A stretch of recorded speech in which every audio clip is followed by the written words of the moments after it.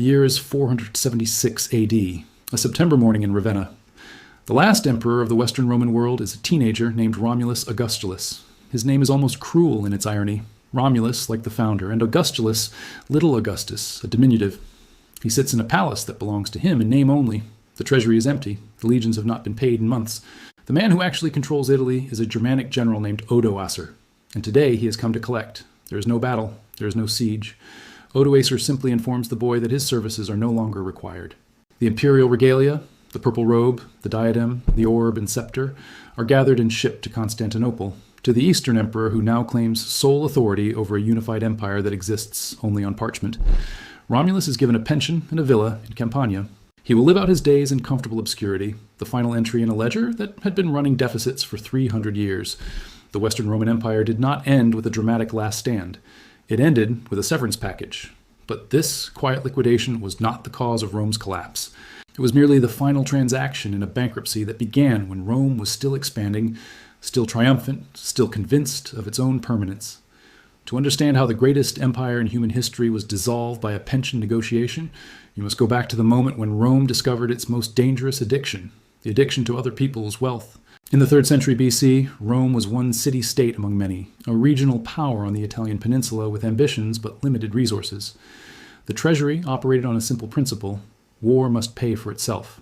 Legions marched into hostile territory with the expectation that victory would yield plunder sufficient to cover expenses and reward participants. This was not greed.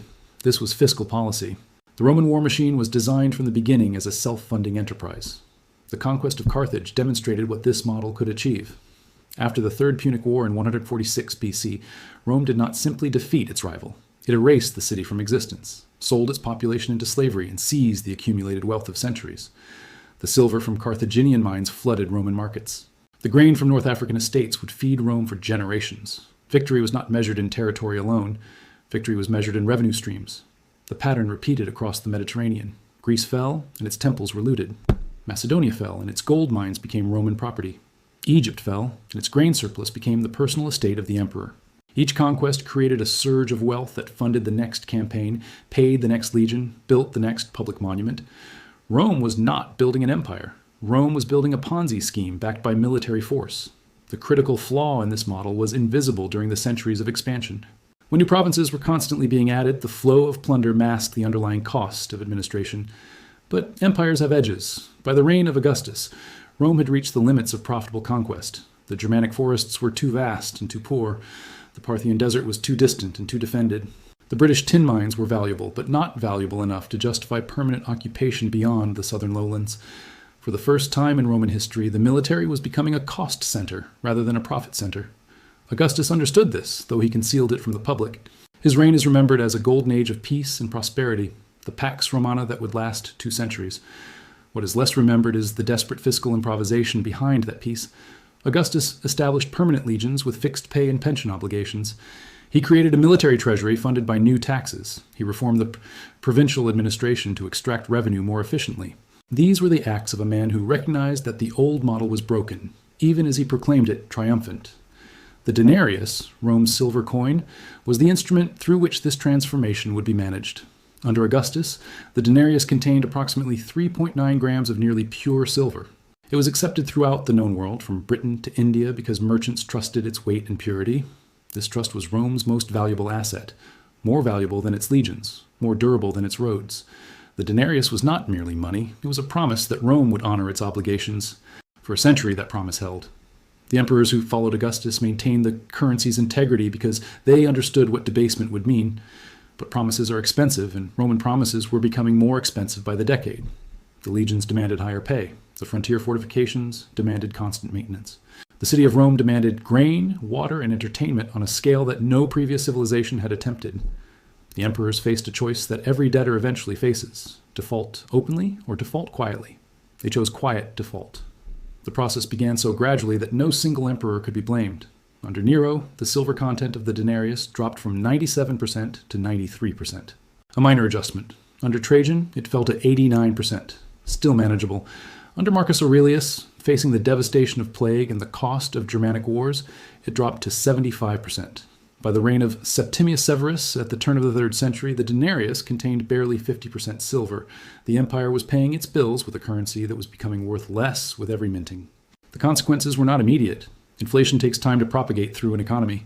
But merchants and traders were not fools. They began pricing goods in terms of gold, which could not be easily debased. They demanded premiums for accepting silver coinage. They hoarded older, purer coins and spent the new debased ones. The monetary system that had unified the Mediterranean began fragmenting into regional economies, where trust was local and imperial coinage was suspect. The 3rd century crisis was not a military emergency that happened to affect the economy. It was an economic emergency that expressed itself through military chaos. When soldiers cannot trust their pay, they seek other forms of security. They elevate generals who promise immediate rewards. They sack cities that should be protected.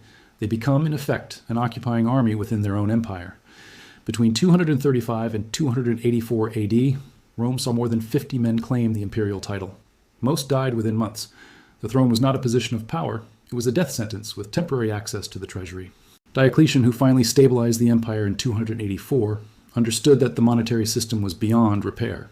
His solution was radical: abandon money altogether as the primary medium of imperial finance. Taxes would be assessed in kind. So many bushels of grain, so many yards of cloth, so many days of labor. The peasant who once sold his surplus for coin and paid taxes in silver would now deliver his surplus directly to imperial storehouses. The artisan who once worked for wages would now work for rations allocated by bureaucratic formula. This was not reform.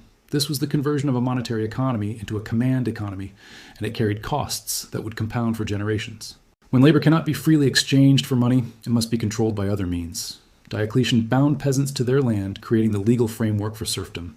He bound artisans to their trades, prohibiting career changes that might disrupt production quotas. He transformed citizenship from a privilege into a burden, from a source of rights into a source of obligations. The empire that emerged from Diocletian's reforms was stable, but transformed. It was no longer a commercial network held together by shared currency and legal frameworks. It was a military-agricultural complex held together by coercion and bureaucratic control. The Roman citizen of the 4th century had more in common with the medieval serf than with the citizen soldiers who had conquered Carthage. Constantine added another layer to this transformation. His conversion to Christianity was, whatever its spiritual motivations, a fiscal masterstroke. The church possessed something the state desperately needed: a network of administrators who worked for salvation rather than salary, a welfare system that provided stability without treasury expenditure, and moral authority that commanded compliance without military enforcement. Constantine's grants to the church, tax exemptions, property transfers, judicial authority, were not gifts. They were investments in a parallel governance structure that could function when the state could not. The church accepted these investments and multiplied them. By the mid-4th century, the Bishop of Rome controlled properties throughout Italy that rivaled senatorial estates. The Bishop of Alexandria managed a grain distribution network that fed thousands. The ecclesiastical hierarchy became, in effect, a second civil service, one that answered to divine authority rather than imperial command. This was not corruption. This was adaptation. The church was filling gaps that the treasury could no longer afford to address. The western provinces bore the heaviest cost of these transformations. Italy, Gaul, Spain, and Britain had always been poorer than the eastern Mediterranean. Their economies depended more on agriculture than commerce, their populations more on subsistence than surplus. When the monetary system collapsed, they had fewer alternatives. When taxation became requisition, they had less to give. The wealth of the West drained steadily eastward to Constantinople, where the treasury remained solvent and the currency retained value. This differential would prove decisive. The Eastern Empire, which historians would later call Byzantine, survived for another 1,000 years not through military superiority, but through fiscal competence. Constantinople controlled Egypt's grain, Syria's trade routes, Anatolia's manpower. Its currency, the solidus, maintained stable gold content for 7 centuries, becoming the standard of international commerce long after Rome itself was a ruin. The East did not abandon Rome. The East simply maintained what Rome had let decay. The barbarian settlements of the 5th century were not invasions in any meaningful military sense. They were debt restructurings. The Visigoths, Vandals, Franks, and Burgundians, who established kingdoms on Roman territory, had been inside the empire for generations. They had served as soldiers, allied as federates, intermarried with provincial populations. When they assumed political control, they were not destroying Roman institutions. They were acquiring them at discount. Consider the Visigoths. Their leader Alaric had spent years negotiating with the imperial court for land grants and military appointments. He had been promised payments that never arrived, positions that were never confirmed.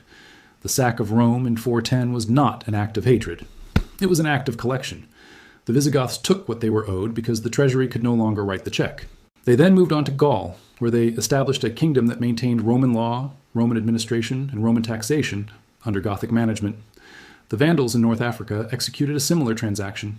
They seized the grain provinces that fed Rome, not through military genius, but through the simple expedient of arriving when there was no one to stop them.